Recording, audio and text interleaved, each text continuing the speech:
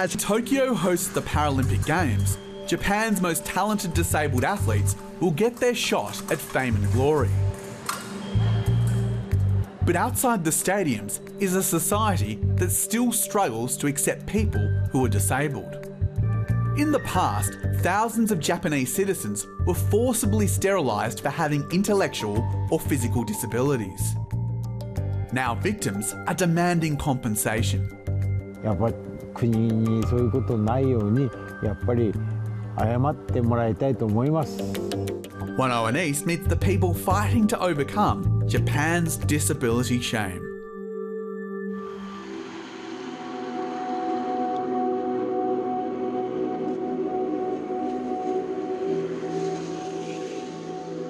Even on a rainy day, Sagamihara looks peaceful. But in 2016, this small town near Tokyo was the site of one of Japan's biggest mass killings since World War II. 日本が抱えている日本全体がねそういうふうに抱えている差別が今この事件を引き起こしたと僕は思ってますから。Takashi and Chikiko Ono's disabled son was badly injured that day in July 2016. 亡くなった人を運んだりとか怪我した人を運んだりしている人たちの血がいっぱい流れていてとても見れるような状態でなかったわけですよね。In the early hours of the morning, armed with a knife, the killer Satoshi Uematsu broke into a care home for the disabled. 植松は女性の住んでる下の子が入ってきてずっと帰ってそこをやってちょうどこの裏あたりからこの A former employee at the care home, Uematsu knew his way around. As he made his way through the building, he stabbed the disabled patients, murdering 19 and injuring 27 others. After the attack, he surrendered himself at a nearby police station, reportedly saying it's better that the disabled just disappear. 世の中に必要ないんだっていうふうに彼がね考えて必要ないんだから殺しても罪にはならないんだっていうふうにそういうふうに自分で勝手に解釈してしまって信じられなかったわけですよずっと。憎いとかという憤りとかいうよりも信じられないって思ってね。Months before his killing spree, Uematsu resigned from his job at the care home after delivering a letter to Japan's parliament. In it, he wrote that disabled people should be euthanized and offered to kill 470 of them. 警察がね、もっと施設に対してちゃんとセキュリティとか防犯体制とかに対して防犯カメラをつけたんですね16台。ところがモニターです。モニターだけで要するに一般のねその辺のところについてるモニターカメラと同じで警察自体が要するに植松のことをそういうそこまでできるような子じゃないっていうふうに判断したんだと思うんですよ。The Onos first heard about the attack through news reports. As the bodies were being taken away and the police gathered evidence from the killer's house, Chikiko rushed to the hospital to see her son Kazuya. もうこれはダメかって何回も思いましたね。あまりにもすごい手術だったんで、ここを切られて、ここを刺されて、で、みぞおちを4センチ刺されて、腸が大腸がかろうじでつながってるであと両手全部こっちもこっちも切られてもうこれはダメかなって本当にもう覚悟しましたね。In the days after, Takashi says the families remained in the dark. 一切情報が入ってこなかったんですよ。すごいそれがもう不愉快というか頭にきてやっとそれが事件起きて10日目6日に第1回の説明会が初めてあったんです。Kazuya has a profound intellectual disability, epilepsy and autism. He was first institutionalized at 16. カズヤ自体がもう障害が重くなってパニックがすごい状態で発作も起きるようになってしまって理解がなくて罵声とかそれから電話で要するに子供を要するによそへやっちゃいとか差別とか偏見とかねそういうのはずっとありましたけど僕たちは気にしないように、して育てたつもりですけど。In 2020, Satoshi Uematsu was sentenced to death. Years after the attack, Kazuya has physically recovered and lives at another care home. But his mother says he is still haunted by what happened. こう開いて血って言うんです。血があるってここに痛いって言うんです。Once a month at a makeshift memorial, families affected by the massacre lay flowers so that those who died can reach heaven. When a total stranger arrives at the vigil, the Onos are overjoyed. 大丈夫ですよ。The visitor says he had nothing to do with the incident, but was so affected by what happened that he travelled an hour and a half by bus to pay his respects. 家族の中でも来ないのに家族でもない、他人の人がこうやって来てくれるってことすごく僕らはありがたいなと思ってます。The Onos are one of only a few families to speak publicly about the attack. 自分の家族、自分の子供が重度の知的障害で施設に入っているっていうことが世間に知れるっていうことがすごい怖い。要するにまたそういう白い目で見られる。要するに周りからバッシングされるんじゃないかっていうね。As staff from the institution come to pack up the vigil, で、和田君電話するね。the Onos farewell a new 電 friend. 話するから。はい。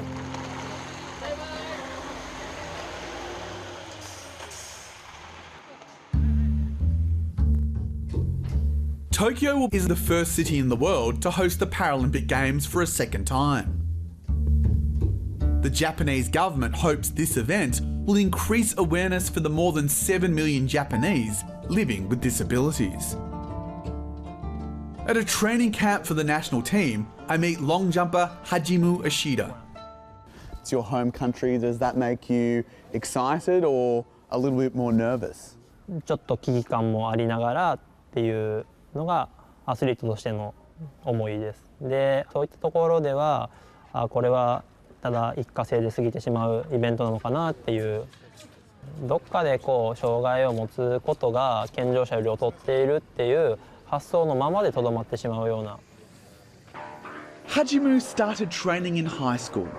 At the time, a desmoid tumour was growing in his right arm, and doctors were considering amputation. 発症するって言われていて、良性腫瘍なんですけど、一部分で転移再発を繰り返す病気ですけど、難病って言われている病気です。で、100万人に1人ぐらいで放射線治療を小学校5年生でやってたので、小学校5年生で腕の成長止まってます。With his tumour no longer spreading, Hajimu's Paralympic career is taking off in leaps and bounds.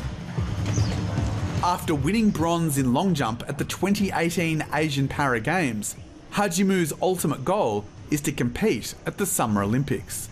僕の夢、健常者の日本選手権、日本のトップの大会に出場することですね。それが僕がブレイクスルーというか、いろんな壁をぶち破る一つのツールというか手段だなと思っていて、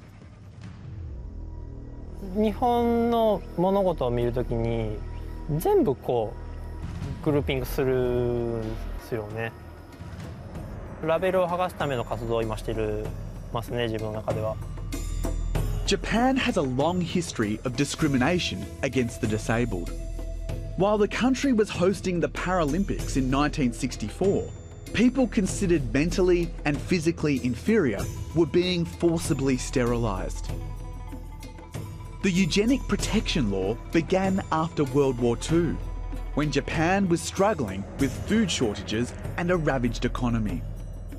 Close to 25,000 Japanese citizens were sterilised over the next 4 decades. 16,000 of them against their will. The policy only stopped in 1996.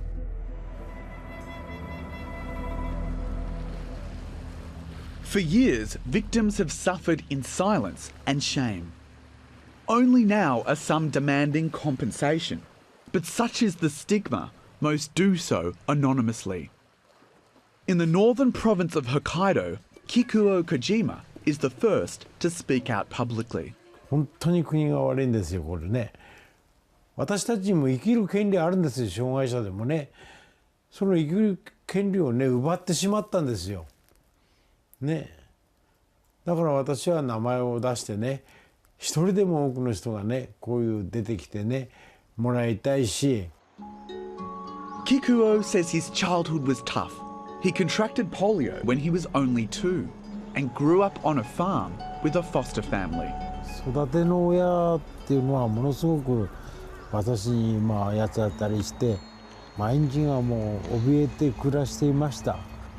育ての親父も抱かれたこともないし一回もものすごく一見外に遊びに出ればやっぱりもらいっ子って言われてやっぱり学校行けばビッグだってこと足悪いからっていじめられるしもう私にはものすごいつらかったんですよね。家にいればさそういうふうに八つ当たりみたくされるしお前みたいな足悪いんだから農家もできないんだからね死んでしまえとかさ言われたんですよ。Kikuo left home and spiraled into delinquency and gangs. At 19, he returned to demand money from his foster father, who called the police. Kikuo says he was arrested and taken to Nakai Hospital. なんで俺が精神病院入れられたんだって人傷つけたわけじゃないしさねえ自分では精神病院だと思ってないんだしそうしているうちに今度逆らったらまた今度電気っていうの知ってるんですか電気かけられるんですよねこれね。Did the doctors or nurses say anything to you? 看護師さんに聞いたんですよ私が。じゃあ小島さんはねはっきり覚えてる精神分裂症だし障害者だしそういう子供を産んだらねダメだからって。But Kikuo insists he was never formally diagnosed with a mental illness. 今度こんなとこにいてもあった言えばまたこの電気だとか注射打たれてさ。Kikuo says he witnessed other patients being taken to the operating room for forced sterilisation surgery, some as young as 14. After a year in the hospital, Kikuo was told that he too would have the procedure. 大部屋に入ってる人はみんな強制的でもはたかれてもやるからねもう観念したっていうのかなんか一言言えば川の手錠だとか逆らえばもうされるからね本当の地下の中に入ったら独房が5つか6つあってそこにいる患者さんが古い患者さんで看護婦さんについて世話するそれがものすごいおっかないんですよ。Can you tell me a little bit about what happened on the day of the operation? としてあれ手術場に乗せられたらやっぱり足縛られるんだよね手とね。そしてここに注射を打たれるんですよ。痛いんですよ麻酔が効かなかったんだからなものすごい痛いのね。それでも我慢してさそして40分か50分かかったんだその手術。Soon afterwards, Kikuo managed to flee the hospital. He got work as a taxi driver and tried to move on with his life. For 57 years, he kept the operation a secret from everyone, including his wife Reiko. But in 2018, when another forced sterilisation case made national headlines, Kikuo finally revealed what happened.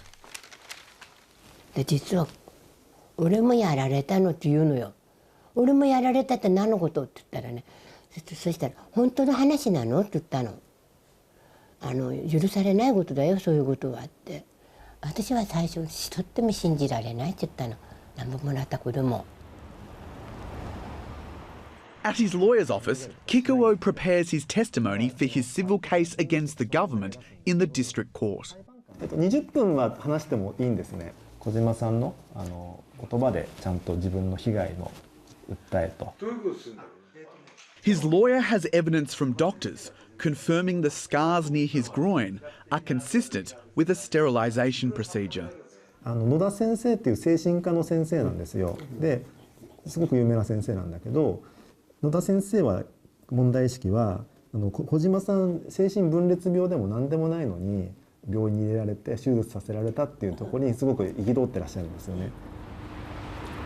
私はその強制手術されたことに対して私の人生はものすごくもう狂ってしまって、20歳の時からやっぱり本当にもうなんて人に言えないことをずっと苦しめて57年間苦しんできたということ、国にはやっぱり謝罪をしてほしいんです。Today, Kikuo is showing me Nakai Hospital. It's only 30 minutes from his home. I think he wants to show us the exit.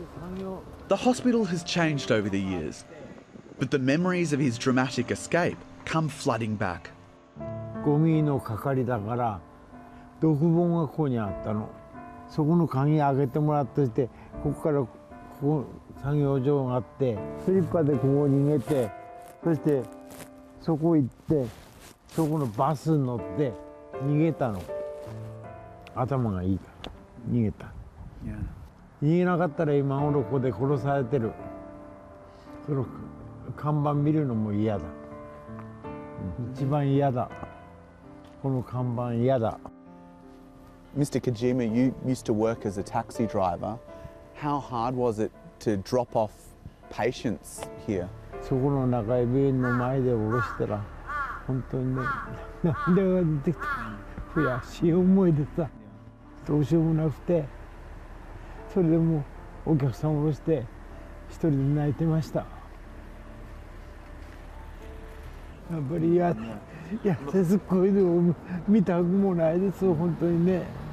見たくもないです、こういうとこ。もうなんていうのかな、もう心がもう嫌だしね、恐怖心も感じ、思い出して恐怖心も感じる。今までこう見るのも嫌だったから、本当にこういうとこ思い出してさ、本当に生きたら死んだからさ。でThe hospital declined to comment on Kikuo Kojima's case.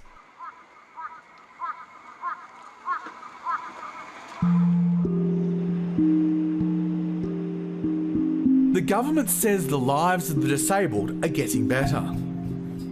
Sterilisation stopped in 1996, and employment quotas and anti-discrimination laws have been introduced.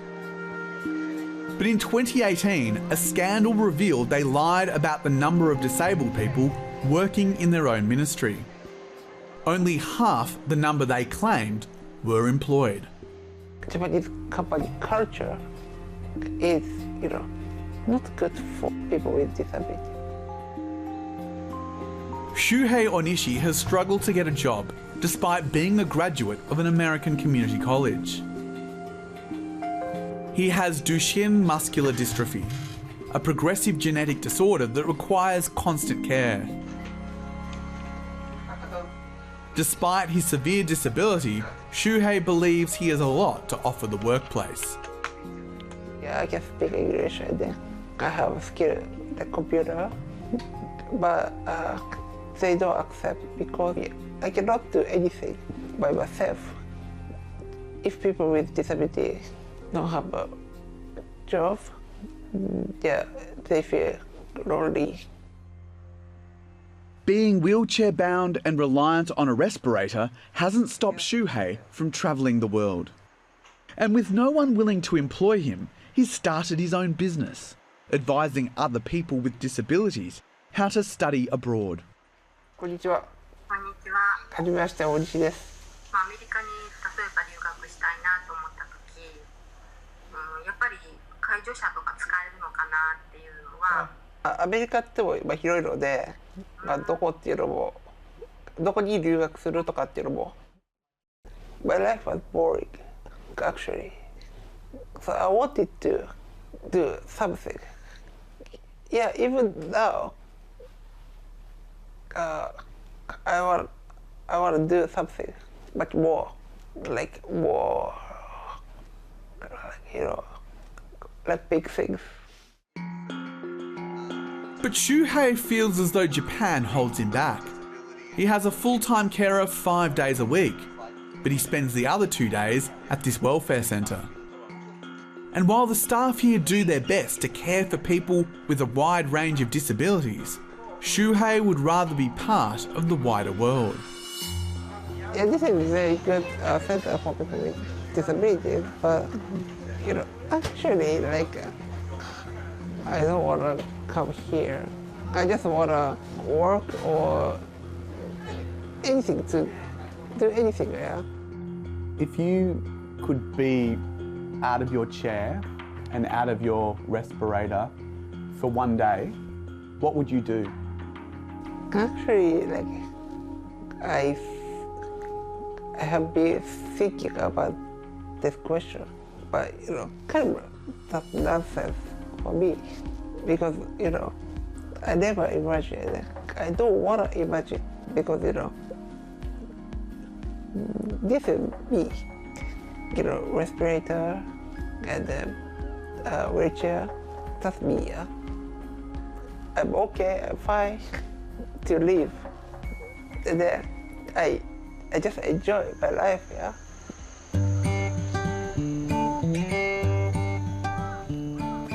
It's Wednesday, and on the other side of town, the Onos are visiting their son Kazuya in his care home. It's perfect weather for a picnic. They head to Kazuya's ward. こんにちは。こんですけど、カズヤ入れますか？カズヤ、こっち。今日はこっちだよ。はい、行こう。行ってきますわ。 For 2 hours, the couple and his carer dote on Kazuya, and he basks in their love. 僕らとは違って、それでじゃあ月火水木金土って言ってったらできないんです。その辺がね不思議なんですよね。で、この人は僕がいつ来るのって聞くと水曜日っていうふうには言ってくれるんですよ。一番僕なんかは嬉しい日ですね。だから。 水曜日が楽しみで、ありがとう。もう一回。ワンワンだって。